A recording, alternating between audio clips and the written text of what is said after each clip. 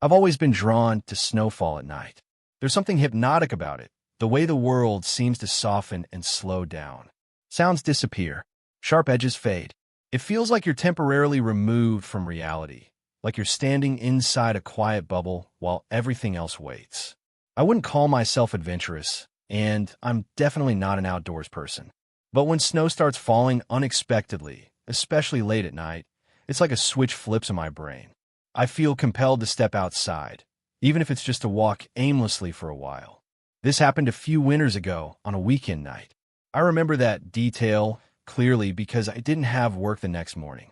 I'd gone out drinking the night before, nothing crazy, but enough that I still felt sluggish and unfocused. The kind of night where you just want to do something simple and quiet. What makes this story harder to explain is that the snow wasn't supposed to happen at all. I obsessively checked the weather during winter. Ice, snow, freezing rain, anything that could mess up driving or daily plans. That night, the forecast showed nothing. Clear skies, cold but dry. I was sitting in my room reading when the light outside caught my attention. It looked brighter than usual, almost glowing. While I pulled back the curtain, thick snowflakes were falling fast. The ground was already coated, as if it had been snowing for a while without me noticing. I didn't hesitate. I threw on boots and a jacket and grabbed my keys. There's a hiking trail about 10 minutes from my house. It's not deep wilderness, but it borders a massive stretch of forest that continues for miles. During the day, it's peaceful. At night, especially in winter, it's usually empty. I parked at the trailhead and stepped out into the cold. The snow was falling straight down, no wind at all. It was silent in that unnatural way only heavy snow can create. I stood there for a moment, just letting it fall on my shoulders, feeling that calm settle in. Then I started walking. I didn't have a destination in mind. I just followed the trail deeper into the woods, enjoying the isolation. My boots were the only thing breaking the perfect surface of the snow. After about 20 minutes, I slowed to a stop. That's when I heard it. At first, I thought it was my imagination. Snow can play tricks on your ears, and silence makes small sounds feel bigger than they are. But then I heard it again. A voice. It was unmistakably a child's voice. A little boy, speaking clearly, saying a casual hi. Every muscle in my body tensed. I stood there, listening, trying to convince myself it came from somewhere else, another hiker, maybe someone nearby on a different trail. But that explanation fell apart instantly. There were no other footprints. No signs of anyone else being there. Then the voice spoke again. Up here. I looked up. There was a boy sitting in a tree about 30 feet away. He looked around 8 or 9 years old. He was dressed for the cold, bundled in a thick jacket and gloves. He sat comfortably on a branch far above the ground. Legs dangling like this was the most normal thing in the world. The tree itself was tall and straight. There were no low branches, no obvious way to climb it. Seeing him should have made me feel relieved. Instead, something cold settled in my stomach. I walked closer, keeping my eyes locked on him. As I approached the tree, I noticed something that immediately shattered any sense of normalcy. There were no footprints around the base. Not a single one. The snow beneath the tree was smooth and untouched. That meant one of two things. Either he'd climbed up there before the snow started, or he hadn't climbed it at all. He smiled at me. It was wide and stiff, like a smile someone had practiced in a mirror without fully understanding it. I asked him how he got up there. He tilted his head slightly and said, "That's a secret." The way he said it wasn't playful. It was flat, almost rehearsed. I glanced around the woods. The snow continued to fall, erasing my footprints slowly behind me. I realized how long he must have been sitting there. The snow had already built up significantly by the time I arrived. He stood up on the branch. "Watch this," he said. Before I could react, before I could even tell him to stop, he leaned backward and fell. I screamed. The sound he made when he hit the ground was sickening. A dull, heavy impact that echoed in the quiet woods. There was no way a child could survive that fall. I ran toward him, heart pounding, panic taking over every thought in my head. But before I reached him, he moved. He sprang to his feet like nothing had happened and took off running into the trees. I stopped dead in my tracks. That fall should have broken him. At the very least, he should have been screaming in pain.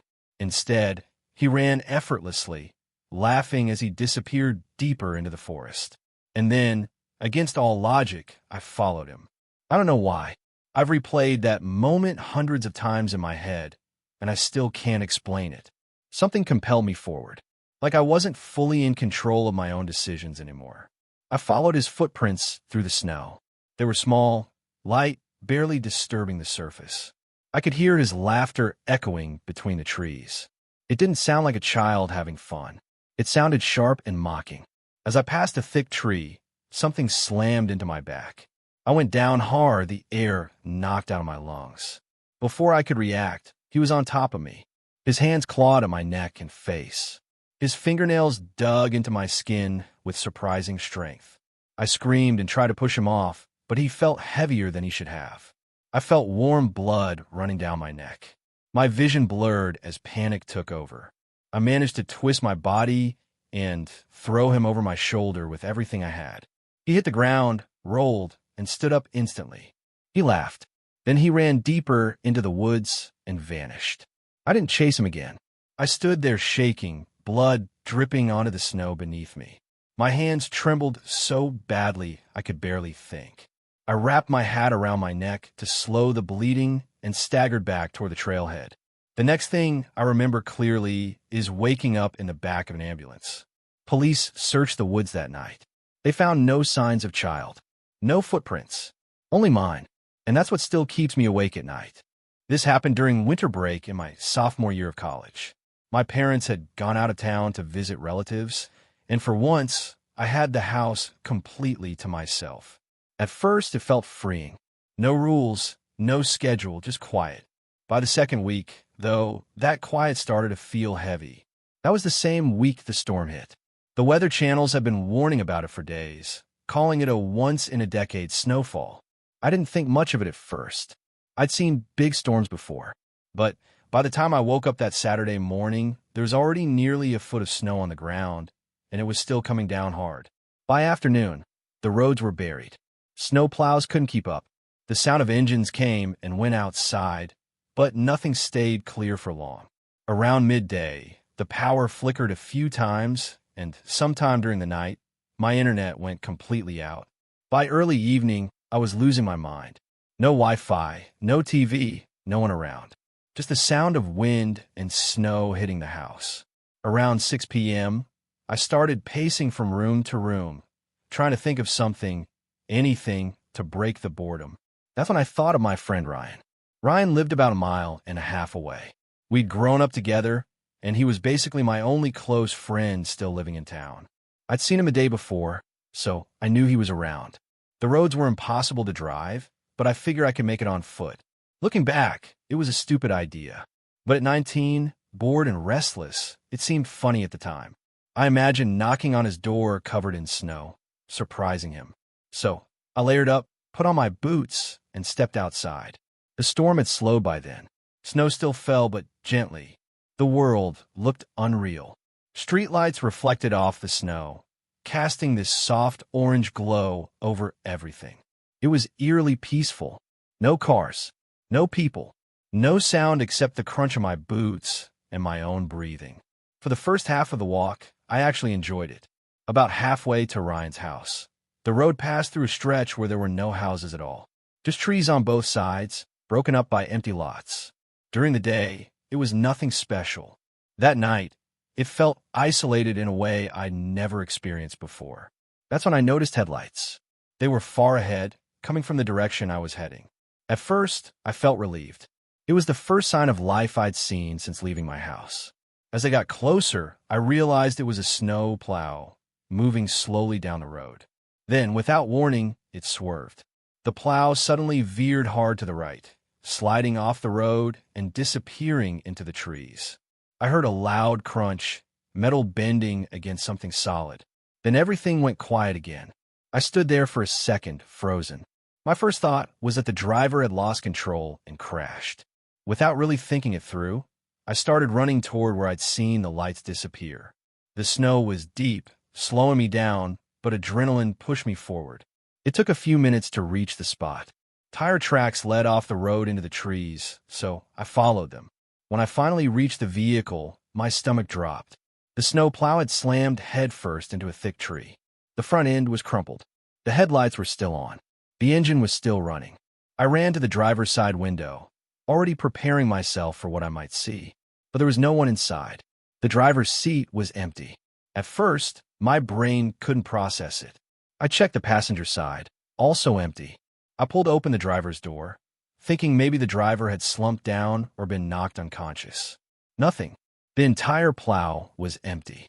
There was nowhere the driver could have gone without leaving tracks, but the snow around the vehicle was untouched.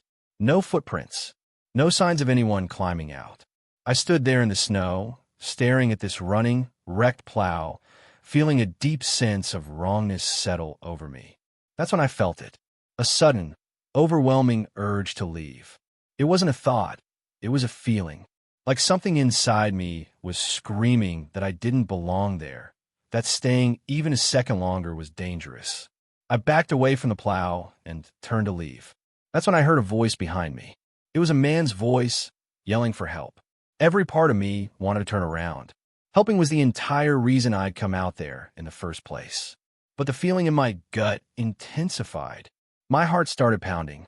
I forced myself to keep walking. The voice called out again, louder this time, closer. Too close. No one could have moved that fast through such deep snow. I broke into a run. I didn't stop until I reached Ryan's house. The joke I'd planned was completely forgotten. I must have looked unhinged when his mom answered the door, because she immediately asked what was wrong. I told him everything. Ryan's dad called the police. While we waited, Ryan kept asking me if I was sure. If maybe the driver had walked away before I got there. If maybe I'd imagined parts of it. But I knew what I'd seen. When the police finally arrived, they dropped a bombshell. They told me there were no tire tracks on that road at all. They'd searched the entire area. No crash. No plow. Nothing. One officer actually accused me of making it up. I argued with them, begged them to check again. Eventually, they left. I stayed at Ryan's house that night. I didn't want to walk home in the dark, and honestly, I don't think I could have even if I tried. The next morning, after the roads were finally cleared, Ryan's dad drove me home. I still think about that night, because if I imagined it, that means my mind created something terrifyingly real. And if I didn't, then I don't know what I stumbled into out there in the snow. When I was a sophomore in high school, my life revolved around two things: school and running. Track in the spring, cross country in the fall. During the season, practice ran late, which meant my commute home was always at night. I went to a private school in the city, so I relied on public transportation every day. Train in the morning, train in the afternoon. Most of my friends lived along the same line, so the ride home was usually loud and social. We joked, complained about homework, and passed the time without thinking much about it. But that night was different. Practice had run longer than usual, and by the time we left the locker room, snow had already started falling. At first, it was light, almost pretty, but within minutes, it turned into a full-blown blizzard. The kind where visibility drops and everything starts disappearing into white. We found out while we were already on the train that ours would be the last one running. No more departures. No exceptions. That information settled heavily in my chest. My two closest friends, James and Charles, were on the train with me. They lived near each other in a busy part of town, close to their station. Their walk home would be short and well-lit. Mine wouldn't. My stop was one of the most isolated on the line. After getting off, I'd have to cross a highway and then walk over a mile through a wooded stretch to reach my house. I called my parents from the train and explained the situation. My dad told me I didn't have much of a choice. He said to bundle up and be careful. James and Charles got off at their stop, and we said our goodbyes. As the train pulled away, I watched the platform disappear into the storm. By the time we reached my station, I was the only passenger left. The doors opened, and I stepped out into complete emptiness. The blizzard had swallowed everything. The platform lights reflected off the snow, giving the entire area an eerie glow. Usually, that station was filled with cars and people. That night, it looked abandoned. I stood there longer than I should have, taking it all in.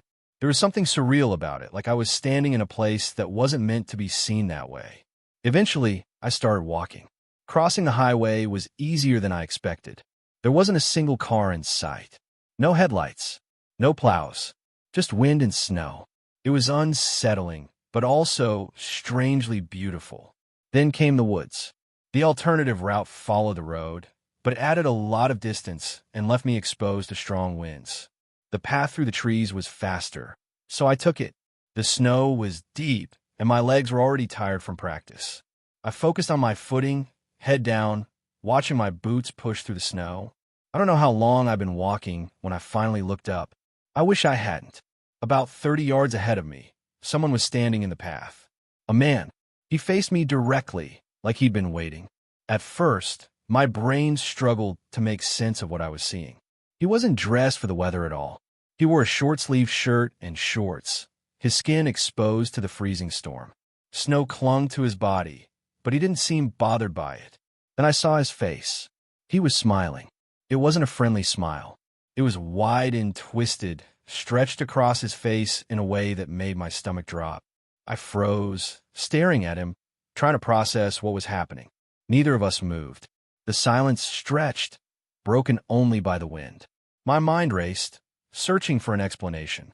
Hypothermia. Drugs. Someone lost. Before I could decide what to do, he screamed. It was a raw, animal sound that cut through the storm. In the same motion, he started charging toward me. I snapped out of my shock and ran. The snow made it hard to move fast, and my legs burned as I pushed myself forward.